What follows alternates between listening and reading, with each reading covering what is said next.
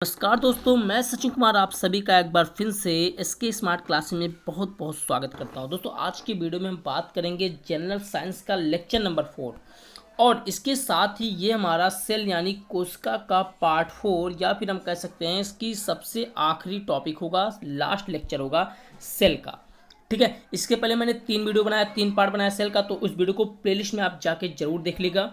और दोस्तों एक चीज़ मैं आपको बताना चाहूँगा कि प्लीज़ अगर आप वीडियो देखते हैं तो पूरा अंत तक देखिए, क्योंकि ये जो मैं लेक्चर बना रहा हूँ ना पूरा सीक्वेंस बना रहा हूँ, चाहे वो साइकोलॉजी का लेक्चर हो, चाहे वो मैथ का हो, चाहे वो हिंदी किसी की टॉपिक का किसी भी सब्जेक्ट का लेक्चर, वो सीक्वेंस में आपको इस चैनल पे मिल जाएगा, जो कि कहीं भी आपको नहीं मिलेगा। ठीक है, अगर आपको मिलता भी है तो पेड क्लास होगा, तो ये फ्री क्लास आपको दिया जा रहा है। तो दोस्तों प्लीज़ आप चैनल को ज़्यादा से ज़्यादा सपोर्ट कीजिए, इसको सब्सक्राइब कीजिए और इसको शेयर भी कीजिए।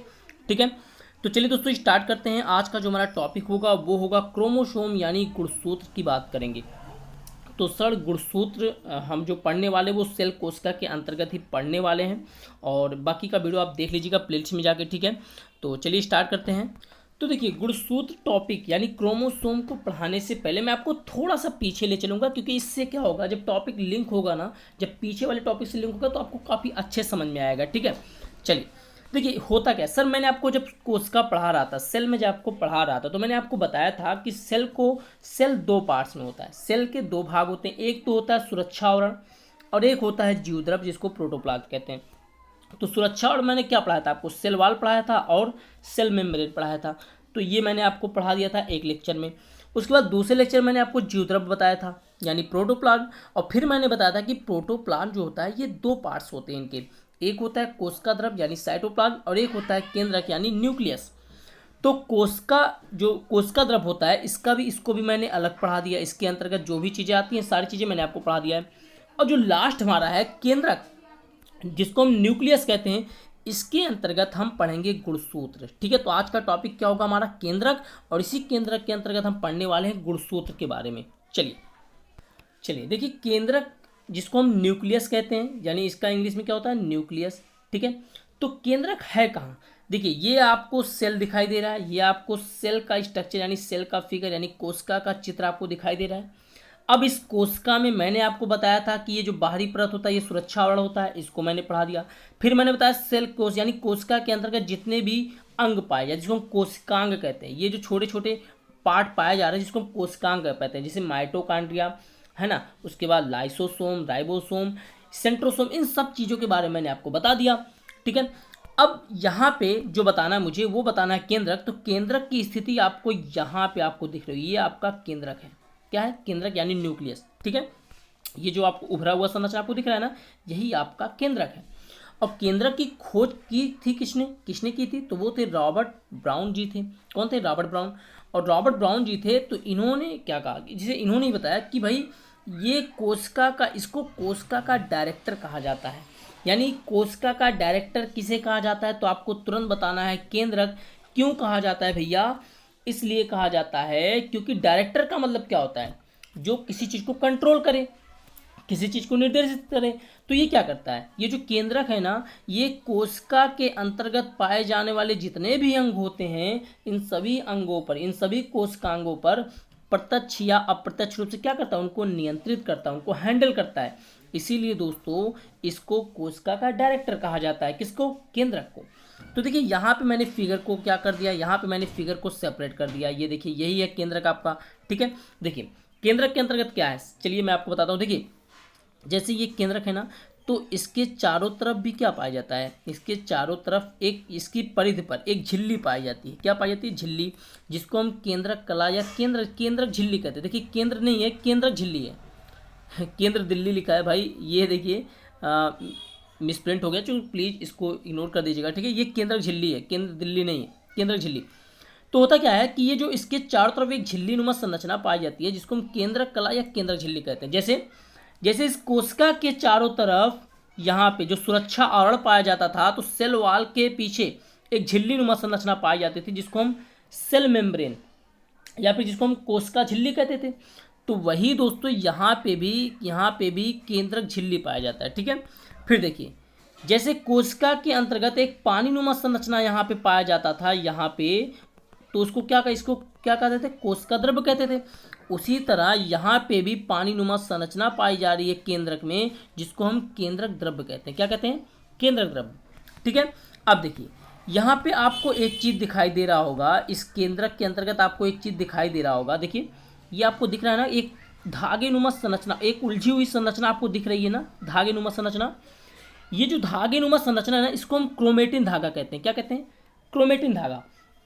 और ये क्रोमेटिन धागा दोस्तों क्या होता है, जब इस केंद्रक में विभाजन होता है, विभाजन मतलब जब ये अलग होता है, अलगाव होता है इसमें, जब इसमें विभाजन होता है तो यही क्रोमेटिन धागा क्या होता है, क्रोमोसोम यानी गुणसूत्र में बदल जाता है। किस में बदल जाता है? गुणसूत्र में बदल जाता है, यानी क्रोमोसोम में बदल जाता है।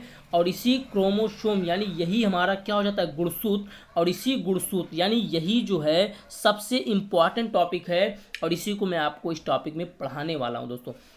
देखिए वीडियो दोस्तों अगर आपको अच्छा लग रहा है, आपको लग रहा है कि हेल्पफुल है, तो प्लीज़ दोस्तों वीडियो को सब्सक्राइब जरूर कीजिएगा, और इसको पूरा का पूरा हम कह सकते हैं कि आपके जितने भी ग्रुप हैं वहाँ पे जरूर शेयर कीजिएगा। ठीक है, तो इससे क्या होता है कि मुझे थोड़ा सा मोटिवेट, मतलब हम थोड़ा सा मोटिवेट होते हैं और कुछ अच्छा करने के लिए आप सभी के लिए। ठीक है, चलिए तो आगे चलते हैं। तो देखिए गुणसूत्र की अगर मैं बात करूं तो गुणसूत्र जो होता है इसकी खोज किसने की थी, स्ट्रासबर्गर ने। किसने की थी? स्ट्रासबर्गर ने। और इसका नामकरण किसने किया था? वाल्डेयर जी ने किया था। तो खोज स्ट्रासबर्गर और नामकरण वाल्डेयर ने। इन्होंने देखिए होता क्या है दोस्तों, ये जो गुणसूत्र मैंने आपको बताया ना, क्रोमेटिन धागा ही किस में बदल जाता है, गुणसूत्र में। अब ये जो गुणसूत्र है ये दो चीज़ों से मिलकर बना है, एक हिस्ट्रोन और दूसरा डीएनए।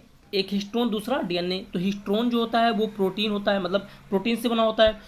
और डीएनए जो होता है दोस्तों ना, जिसको हम डिऑक्सी राइबो न्यूक्लिक एसिड कहते हैं, इस डीएनए की क्रियात्मक खंड यानी फंक्शनल यूनिट कौन सी होती है? जीन होती है। कौन सी होती है? जीन। आपने सुना होगा जीन जीन जीन, बहुत लोग चिल्लाते हैं भाई जीन का टेस्ट करा लो, ये करा लो। तो क्यों करा लो? ठीक है, तो अभी आपको समझ में आएगा। देखिए डीएनए, इसकी क्रियात्मक खंड क्या होती है? जीन होती है।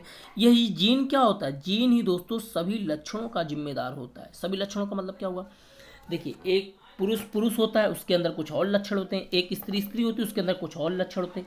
तो सारे लक्षणों का जिम्मेदार यानी जो चीज़ है या जानवर है, कुछ भी है, इन सब का, इन सारे लक्षणों का जिम्मेदार कौन होता है? जीन होता है। तो जीन क्या है? जीन जो है डीएनए की एक क्रियात्मक खंड यानी एक फंक्शनल यूनिट है। ठीक है, सबसे छोटी इकाई हम ये कह सकते हैं जीन ही होती है। ठीक है, तो ये था। तो चलिए आगे चलते हैं। तो अगर मैं गुणसूत्र की बात करूं सर, तो गुणसूत्र की संरचना कैसे होती है? क्वेश्चन ये भी तो उठता है, लोग पूछते हैं ना कि गुणसूत्र भाई देखने में होता कैसे? तो देखिए यही तो होता है। तो मैंने बताया ना कि आपको गुणसूत्र क्या है, वही आपका जो धागेनुमा संरचना होती है क्रोमोसोम, वही गुणसूत्र में बदल जाता है। तो भैया यही तो है गुणसूत्र। ये देखिए इसकी संरचना यही है, यही आपका गुणसूत्र है, यही आपका गुणसूत्र है। तो देखिए इसकी विशेषता क्या है भाई, गुणसूत्र हम पढ़ रहे हैं तो विशेषता भी होता कैसे? देखिए ये क्या है, ये एक द्विकुंडलित संरचना होती है। इसकी कैसी होती है? द्विकुंडलित संरचना होती है, यानी डबल हेलिक्स मॉडल होता है। क्या होता है? डबल हेलिक्स मॉडल यानी द्विकुंडलित संरचना होती है। इसको वाटसन एवं क्रिक ने बताया, यही इसका संरचना है दोस्तों।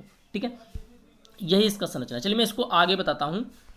देखिए तो यही मैंने बताया ना कि इसकी संरचना कैसी होती है, द्विकुंडलित संरचना यानी डबल हेलिक्स मॉडल होता है, डबल हेलिक्स मॉडल होता है। और यही इसकी संरचना। देखिए ये कैसे उलझा हुआ है, देखिए डबल हेलिक्स मॉडल, देखिए आपको दिख रहा है ना ये डबल, ये देखिए ना इस तरह से गया है ऐसे, जैसे हम लोग रस्सियाँ देखते हैं ना कि उसमें कई परत होती हैं, वही चीज़ है इसमें।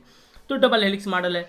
इसको किसने बताया? ये डबल हेलिक्स मॉडल है, किसने बताया? इसको वाटसन एवं क्रिक ने बताया, वाटसन एवं क्रिक ने बताया। अब देखिए क्या होता है, इनकी संख्या मनुष्यों में होती कितनी है? तो इनकी संख्या मनुष्यों में होती है 23 जोड़ा, यानी 23 पेयर होता है। 23 पेयर का मतलब क्या हुआ?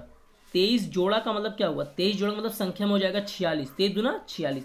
तो 46 आपको ये नहीं याद रखना है, आपको केवल 23 जोड़ा याद रखना है, 23 जोड़ा। ठीक है, 23 जोड़ा। तो ये हो गया 23 जोड़ा और संख्या में हो गया 46। अब देखिए अगर ये 23 से 24 हो जाए, अगर इनकी संख्या 23 से 24 जोड़ा हो जाए तो क्या होगा? चिंपैंजी हो जाएगा। क्या हो जाएगा?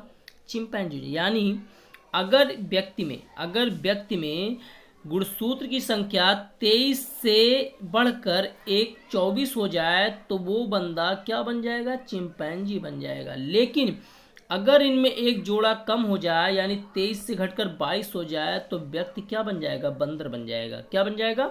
बंदर बन जाएगा। तो हम कह सकते हैं ना कि चिंपैंजी में कुल मिला के 24 जोड़ा गुणसूत्र पाया जाता है, जबकि मनुष्य में 23 जोड़ा और बंदरों में 22 जोड़ा। तो देखिए ऐसे कह सकते हैं कि भाई हमें याद क्या रखना है, ये मनुष्यों में 23 जोड़ा, गुणसूत्रों की संख्या कितनी होती है?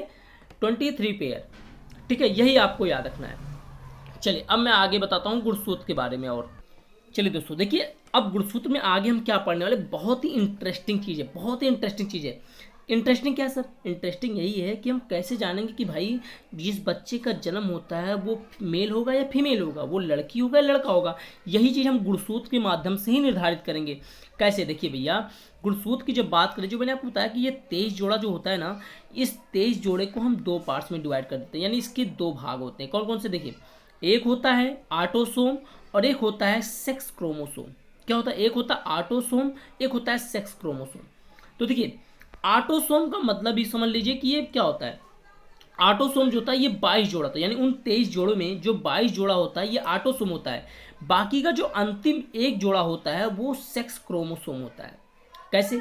देखिए, ये जो 22 जोड़ा है ये मनुष्य के समस्त क्रिया का निर्धारण करता है, यानी मनुष्य में जो भी क्रियाएं होती हैं उन सभी क्रियाओं का निर्धारण कौन करता है? ऑटोसोम करता है। और ये ऑटोसोम जो 22 जोड़ा होता है ना, ये मेल और फीमेल दोनों में समान होता है, यानी 23 जोड़ा में से जो 22 जोड़ा होगा मेल और फीमेल दोनों में समान होगा। बल्कि जो लास्ट वाला होता है ना, ये क्या करता है? ये लिंग निर्धारण का काम करता है, क्योंकि भाई इसका नाम ही ना सेक्स क्रोमोसोम, तो जाहिर सी बात है ये लिंग निर्धारण का काम करता है, यानी यही तय करेगा कि होने वाला बच्चा लड़की है या लड़का है। क्यों? देखिए, होता कैसे? क्योंकि जो मेल होता है यानी जो पुरुष होता है, उसका जो 23वां जोड़ा होता है, 23वां जोड़ा जो लास्ट वाला होता है, वो जोड़ा क्या होता है? एक्स एक्स होता है। क्या होता है? डबल एक्स होता है। और जबकि फीमेल जो होता है, फीमेल में क्या पाया जाएगा? एक्स वाई पाया जाएगा। तो इस चीज़ को याद रखिएगा, फीमेल में एक्स वाई पाया जाएगा, जबकि मेल में डबल एक्स पाया जाएगा। अब देखिए कैसे निर्धारित होता है कि होने वाला बच्चा मेल होगा या फीमेल होगा, यानी लड़की होगा लड़का होगा। तो इसको मैं आपको एक बहुत ही अच्छे से चित्र के माध्यम समझाता हूँ, ठीक है। देखिए, तो यहाँ पे मैं आपको चित्रों के माध्यम से काफ़ी अच्छे समझाने वाला हूँ। देखिए, कैसे पता करेंगे कि जो बेबी जन्म लेगा वो मेल होगा फीमेल होगा, यानी बच्चा लड़का होगा या लड़की होगा। तो मुझे पता है, मैंने आपको क्या बताया? मैंने आपको बताया कि जो लास्ट वाला पेयर पाया जाता है, जिसको हम सेक्स क्रोमोसोम कहते हैं, एक जोड़ा होता है ना, ये क्या करता है? ये केवल लिंग निर्धारण का काम करता है। कैसे? देखिए, ये मान लीजिए पति हैं, ये मान लीजिए पति है, ये पत्नी है, ठीक है, ये पति पत्नी है दोनों। अब इनका जो इनमें क्या पाया जाएगा? इनमें जो लास्ट वाला जो गुणसूत्र पाया जाएगा वो एक्स एक्स होगा। क्या होगा? X x. और इनमें क्या होगा? X y. अब जब इन पति पत्नी, ये भाई पति पत्नी है, तो जाहिर सी बात है जब इनमें शारीरिक संबंध हुआ होगा, सबको पता है शारीरिक संबंध, देखिए जब इनमें शारीरिक संबंध हुआ होगा तो इनसे क्या होगा? एक मान लीजिए इनसे एक बेबी जन्म लेता है, एक बेबी जन्म लेता है। क्या लेता है? एक बेबी जन्म लेता है, एक बच्चा पैदा होता है, एक बच्चे का जन्म होता है। और अब कैसे निर्धारण होगा कि बच्चा लड़का है या लड़की है? तो देखिए, इनमें एक्स एक्स पाया जा रहा है, तो जाहिर सी बात है जब इनमें शारीरिक संबंध हुआ होगा तो इनसे एक्स आएगा। भाई इनमें दोनों एक्स है ना, तो इसलिए इनसे एक्स तो आना ही आना, ये कंपलसरी है। लेकिन इनमें क्या पाया जा रहा है? एक्स वाई पाया जा रहा है। तो इनमें से या तो एक्स निकलेगा या तो वाई निकलेगा, दोनों में से कोई एक निकलेगा। तो मान लीजिए इनमें से एक्स निकला, मान लीजिए इसमें से तो एक्स आएगा ही आएगा, तो इसमें से जब एक्स आएगा तो ये एक्स होगा। और इसमें से अगर मान लीजिए इसमें से एक्स निकला तो ये भी एक्स हो जाएगा, यानी डबल एक्स हो जाएगा। तो भैया जब डबल एक्स हो गया तो ये क्या होगा? ये मेल होगा, यानी ये लड़का होगा, क्योंकि हमें पता है कि जो मेल होता है उसमें एक्स एक्स पाया जाता है, तो जाहिर सी बात है ये क्या हो जाएगा? मेल हो जाएगा। लेकिन मान लीजिए, फिर से मान लीजिए कि अगर ये इनमें से तो भाई एक्स निकलना ही निकलना है, तो इसमें एक्स हो गया। चलिए, अब इसमें से मान लीजिए एक्स, इसमें से भी क्या निकल गया? इसमें वाई निकल गया। क्या निकल गया? वाई निकल गया। एक्स ना निकल करके वाई आ गया, तो अब ये क्या हो गया? एक्स वाई हो गया। अब ये क्या हो गया? वाई हो गया। तो जाहिर सी बात है अब इस बेबी में जो गुणसूत्र होगा वो कौन होगा? एक्स वाई होगा। तो यानी ये बेबी क्या होगा? लड़की होगा। क्या होगा? लड़की होगा। तो इसी से निर्धारण होता है ना दोस्तों, इसी से तो निर्धारित होता है कि होने वाला जो बच्चा होता है, जिसका जन्म होने वाला है, वो लड़का होगा या लड़की होगा। तो यही दोस्तों, यही गुणसूत्र का ही कमाल है, ठीक है। अब आपको चीज़ें आपको समझ में आ गई होंगी, तो आई होप कि चीज़ें आपको समझ में आ गई। तो प्लीज़ दोस्तों इस वीडियो को लाइक ज़रूर कीजिएगा। आपको पता है कि मैं इतनी मेहनत से पढ़ा रहा हूँ दोस्तों, तो प्लीज़ आप बस एक कृपा कर दीजिए, वो भी वीडियो को शेयर करिए, और अगर आप सब्सक्राइब नहीं किए तो वीडियो को सब्सक्राइब कर दीजिए, ठीक है। चलिए अब हम आगे बढ़ते हैं। तो आई होप कि चीज़ें आपको समझ में आ गई होंगी, ठीक है। अब देखिए दोस्तों, यहाँ पे मैंने आपको तो ये चीज़, ये पॉइंट तो आपको बता दिया, ये चीज़ें आपको समझ में आ गई होंगी। और ये जो मैंने आप ऑटोसोम बताया कि 22 जोड़ा ऑटोसोम होता है, तो ये भी आपको समझ में आ गया होगा। और मैंने ये भी बताया कि जो 22 जोड़ा है ये मनुष्य के समस्त क्रिया का निर्धारण करता है। अब देखिए जब भाई समस्त क्रिया का निर्धारण करता है तो एक चीज़ और समझ में आपको आना चाहिए, वो क्या, वो ये आना चाहिए भैया कि अगर हम इनकी पहचान कर लें, किसकी, अगर हम इसकी पहचान कर लें तो भैया इसको पहचान कर लेते हैं तो इसमें हम वांछित परिवर्तन कर सकते हैं, यानी इसको हम क्या कर सकते हैं, अपने तरीके से हम इसको परिवर्तित कर सकते हैं। इसीलिए विज्ञान की एक नई शाखा बना दी गई जिसमें जीन परिवर्तन किया जाता है। आपने देखा होगा आज तक लैब में जानवरों पर तरह तरह के प्रयोग हो रहे हैं, क्यों, तो इसी जीन पर ही तो क्यों हो रहा है, इसी गुणसूत्र पे तो सारी चीज़ें होती है ना, तो यही होता है। चलिए अब आगे चलते हैं। तो चलिए दोस्तों यहाँ पे देखिए कुछ पॉइंट्स आपको याद करना है। जैसे क्या होता है, सबसे पहले गुणसूत्र को आनुवांशिकता का वाहक कहा जाता है। ये चीज़ आप महत्वपूर्ण चीज़ें हैं, इसको याद कर लीजिए कि गुणसूत्र को क्या कहा जाता है, आनुवांशिकता का वाहक कहा जाता है। तो जैसे ये जो क्लास मैं आपको पढ़ा रहा हूँ ना, ये स्पेशली अध्यापक भर्ती की तैयारी से की दृष्टि से ही पढ़ा रहा हूँ, यानी TET, C TET, super TET, तो इन सारे एग्जाम में यहाँ से तो क्वेश्चन पूछे ही जाते हैं। तो ये चीज़ आपको याद रखनी है कि गुणसूत्र को आनुवांशिकता का क्या कहा जाता है, वाहक कहा जाता है। सर वाहक क्या होता है, वाहक का मतलब होता है ले जाने वाला, यानी अगर हमारे आनुवांशिक लक्षणों को, हमारी जो पीढ़ी दर पीढ़ी चीज़ों को ले जाने में कौन सहायक होता है, वो गुणसूत्र होता है। कौन होता है, गुणसूत्र। और किसको ले जाता है, डीएनए को ले जाता है। किसको ले जाता है, डीएनए, यानी इसीलिए आनुवांशिक पदार्थ किसको कहा गया, डीएनए को कहा गया। जैसे भाई मान लीजिए एक ट्रक है और ट्रक में कोई सामान लेके कहीं जा रहा है, ट्रक में कोई सामान है और ले जा रहा है, ठीक है, तो ट्रक क्या हो गया, वो ट्रक उसको हम बोलेंगे गुणसूत्र, और जिसको ले जा रहा है यानी जिस सामान को ले जा रहा है उसको बोलेंगे डीएनए। तो जाहिर सी बात है इस गुणसूत्र को ले जाने का काम कौन करते हैं, सॉरी, इस डीएनए को ले जाने का काम कौन करता है, यानी इसको ट्रांसफर करने का काम कौन करता है, गुणसूत्र। सीधी सी बात है। तो इसीलिए गुणसूत्र को आनुवांशिकता का वाहक कहा जाता है और किसको ले जाता है, डीएनए को ले जाता है। अब इस डीएनए की यानी इस आनुवांशिकता की इकाई किसको कहते हैं, जीन को कहते हैं। किसको कहते हैं, जीन को। तो ये तीनों चीजें आप याद रखिएगा, आनुवांशिकता की इकाई जीन, आनुवांशिक पदार्थ डीएनए, और जो आनुवांशिकता का वाहक किसे कहेंगे, गुणसूत्र को। ठीक है, चलिए दोस्तों अब देखिए एक चीज और है, वो है डीएनए और आरएनए। सबको पता है कि डीएनए और आरएनए सबको कंफ्यूज करता है ना भाई, ये मैं आपको आज क्लियर करता हूँ। डीएनए क्या है, आरएनए क्या है। तो डीएनए यानी और आरएनए, तो डीएनए का मतलब होगा डीऑक्सी राइबो न्यूक्लिक एसिड, जबकि आरएनए का मतलब होता है राइबो न्यूक्लिक एसिड। ध्यान समझिएगा, इनका फुल फॉर्म भी पूछ लिया जाता है। डीएनए यानी डीऑक्सी राइबो न्यूक्लिक एसिड और आरएनए राइबो न्यूक्लिक एसिड। तो दोनों में अंतर क्या है, देखिए डीएनए तो सबको पता है भाई, पैतृक लक्षणों को स्थानांतरित करने में सहायक होता है डीएनए। कैसे, मैंने आपको बताया था कि जितने भी, जैसे आपने एक बेटे का जो आपने देखा होगा कि कोई बेटा होता है ना, वो हूबहू अपने बाप पर मिलता है, उसकी लंबाई, उसके मतलब जो भी नक्शा है, जो भी आपने देखा होगा, बिल्कुल कहते हैं अपने बाप पे गया। तो भाई क्यों, क्योंकि उनका डीएनए क्या है, उनका डीएनए उससे मैच करता है। तो डीएनए क्या करता है, डीएनए पैतृक लक्षणों को स्थानांतरित करने में क्या करता है, सहायक होता है। जबकि आरएनए ऐसा कुछ नहीं करता या लक्षणों को ले जाने में सहायक नहीं होता है, लेकिन इसका एक अपवाद है, और वो है टीएमवी यानी टोबैको मोज़ेक वायरस। ये टोबैको मोज़ेक वायरस क्या है, ये एक प्रकार का वायरस है दोस्तों। इसका कार्य होता है, यानी देखिए ये जो वायरस है टीएमवी, ये टीएमवी क्या करता है, यानी टोबैको मोज़ेक वायरस, ये तंबाकू के पत्तों को नुकसान पहुंचाता है। भाई वायरस है तो जाहिर सी बात है ये नुकसान पहुंचाएगा। किसको नुकसान पहुंचाता है, टोबैको मतलब क्या होता है, तंबाकू। तो तंबाकू के पत्तों को नुकसान पहुंचाने वाला जो वायरस होता है वो टीएमवी होता है। इन्हीं के लक्षणों को ले जाता है, मतलब कहने का मतलब होता है वैसे आरएनए तो नहीं ले जाता, लेकिन ये अपवाद है। ठीक है, देखिए आरएनए का काम क्या होता है, सर आरएनए का काम होता है, आरएनए की एक विशेषता और है कि इसका कार्य प्रोटीन संश्लेषण में मदद करना होता है। प्रोटीन संश्लेषण यानी प्रोटीन निर्माण में मदद करना होता है। देखिए अच्छा बताइए, प्रोटीन निर्माण करता है, कहाँ करता है, प्रोटीन संश्लेषण में मदद करता है तो कहाँ होता है। तो हमने आपको बताया था ना कि राइबोसोम, जिसको हम प्रोटीन निर्माण की फैक्ट्री कहते हैं, उसी स्थान पे तो प्रोटीन निर्माण होगा। कौन करता है, आरएनए करता है। कौन करता है, आरएनए। चलिए आरएनए के बारे में कुछ और चीज़ें पढ़ लेते हैं। देखिए दोस्तों आरएनए की बात करते हैं तो आरएनए में कुछ चीज़ें आपको याद रखनी है कि आरएनए जो होता है ना, इसके 3 पार्ट्स होते हैं, यानी एक एमआरएनए, एक टीआरएनए और एक आरआरएनए। एमआरएनए, टीआरएनए और आरआरएनए। एम का मतलब होता है मैसेंजर, मैसेंजर का मतलब होता है संदेश। टी का मतलब होता है ट्रांसफर, ट्रांस का मतलब ले जाने वाला, है ना। ठीक है, ट्रांसफर मतलब क्या होता है, हस्तांतरण। और आर होता है राइबोसोमल यानी आरआरएनए। तो आपको इतना नहीं आता, आपको बस इतना आता है कि आरएनए के 3 पार्ट्स, एमआरएनए, टीआरएनए और आरआरएनए, यही तीनों मिलकर दोस्तों प्रोटीन का निर्माण करते हैं। और प्रोटीन निर्माण कहाँ करते हैं, राइबोसोम में।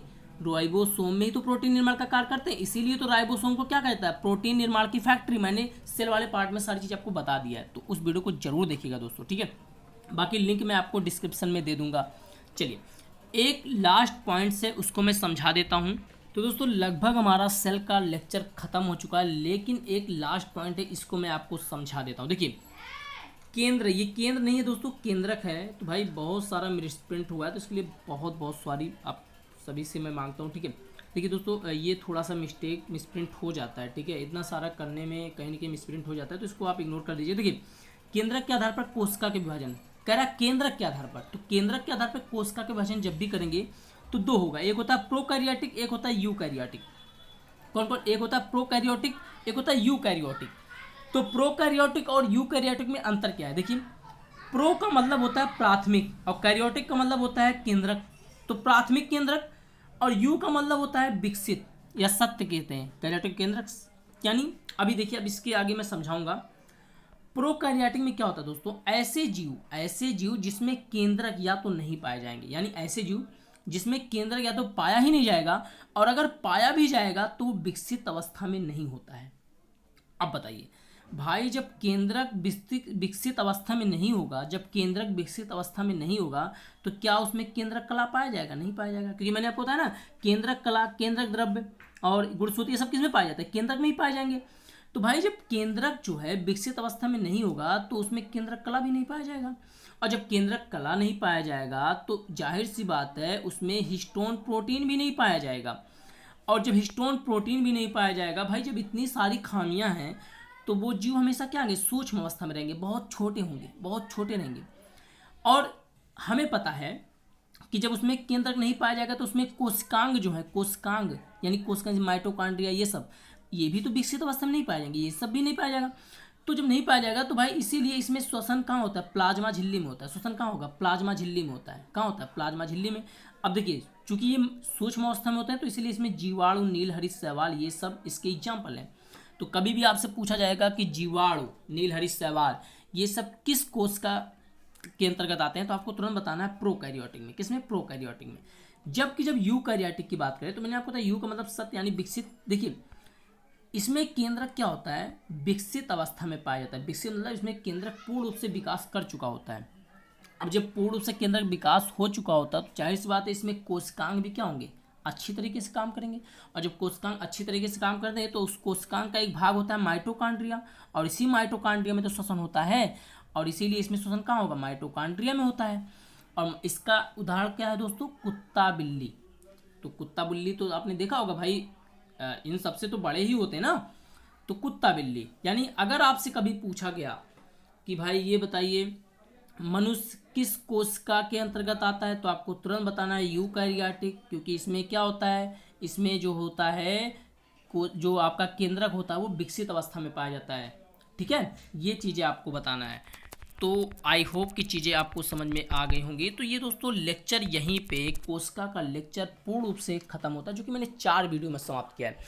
और जिस तरीके से मैंने कोशिश किया दोस्तों, उस तरीके से मैं यही चाह रहा हूँ कि लेक्चर जो यानी साइंस केवल आप समझिए, उसको रटिए ना, ठीक है। तो ये चीज़ें दोस्तों, अगर आपको वीडियो अच्छा लगा तो प्लीज़ वीडियो को ज़रूर शेयर कीजिएगा और सब्सक्राइब कीजिएगा। धन्यवाद।